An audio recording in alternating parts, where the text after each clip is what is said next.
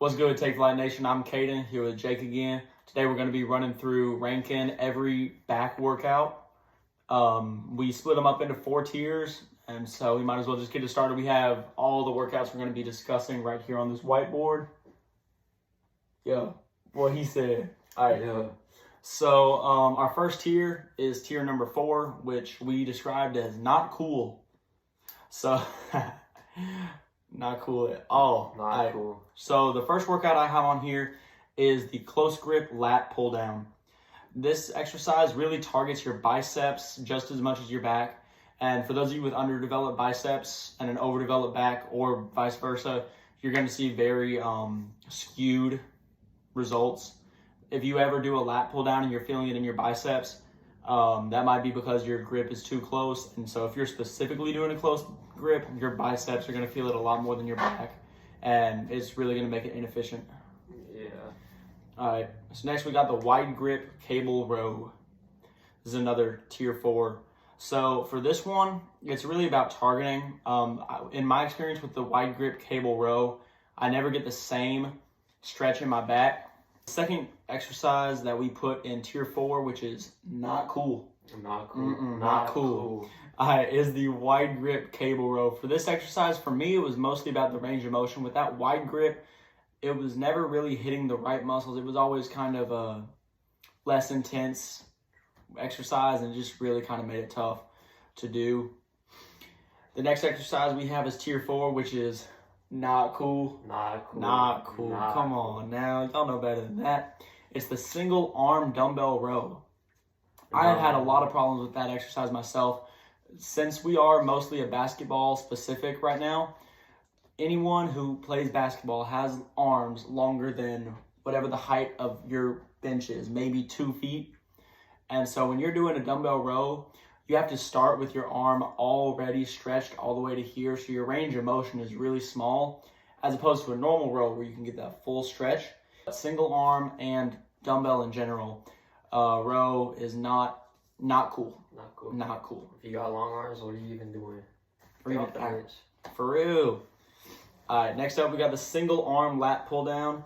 This one for me is more about balance. It's really awkward, and I feel like I'm always, if I'm pulling over here, my body is skewed like this or one way or another, and it takes a lot of it off of your lats and more kind of onto your obliques, and you're just twisting weird, mess up your back, which in my opinion, not cool. Not cool. Moving on to tier 2. These are some exercises that we think they're alright. Yeah, They're alright. The first one I have here is the Smith machine row. It's a great movement and it really targets your back. But in my opinion, the barbell is definitely better and easier to hit hypertrophy on. Plus, I mean, the Smith machine is kind of a taboo name in the gym industry. So that's why the Smith machine is good, but it's alright. Yeah. Next up is our face pulls.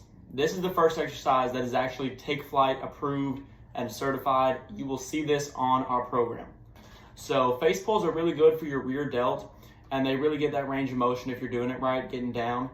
And honestly, the back of your shoulders, your rear delts are severely underwhelmed a lot of the times and underdeveloped as a consequence. And so doing this workouts, even 2 or 3 sets, will really boost your rear delts. And that's why it's Take Flight certified. Yeah. And then our last one for tier 2 is our lower back extension. So this exercise, a lot of people skip working their lower back, and I understand it's not as cool looking, like shoulders, biceps, chest. That's where all the fun is, right? But imagine having abs on your back. It just looks amazing. It'll really improve your physique.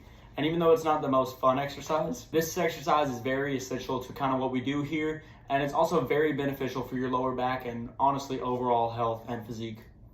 And if you want to see a dude with some abs on his back, go check out our merch. We got that. That's what our program will do to you. TakeFlightGyms.com. Go check us out. I appreciate y'all. And now we are into our first tier. Tier 1, which is Take Flight Gyms and Training certified. You already know it's good if it's certified by us. I already know. So these are the exercises that we think are really better than anything for your back. And if you want to grow your back, I mean, these 4 exercises should do it for you.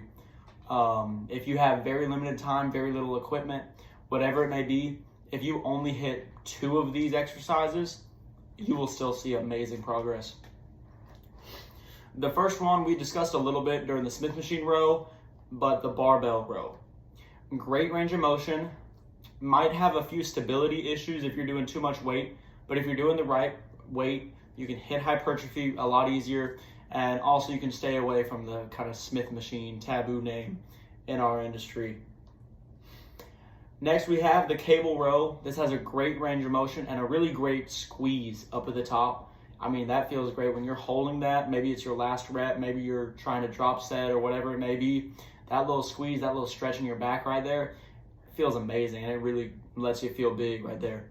Pull-ups are an amazing workout.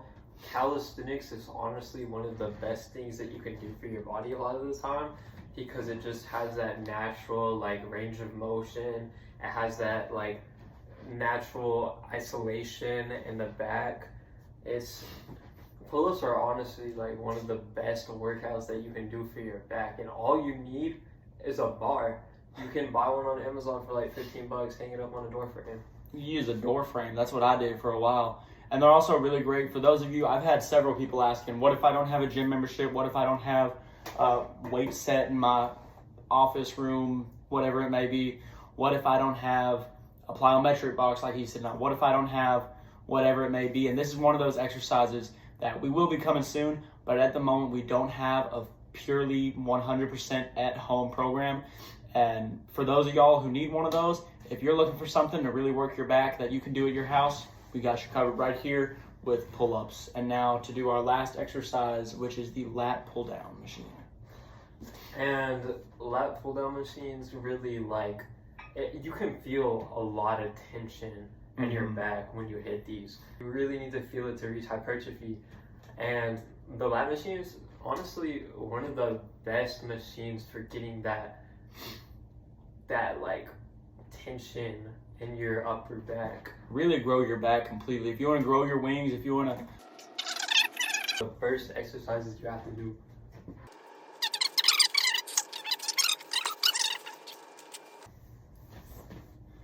So to end this program, I'm going to give y'all 2 really small, really short back days for if you are at home, if you have a gym membership, maybe you have 20 minutes between your lunch break and you want to go hit back real quick. Hey, it's scientifically proven, the better you look, the more people want to talk to you.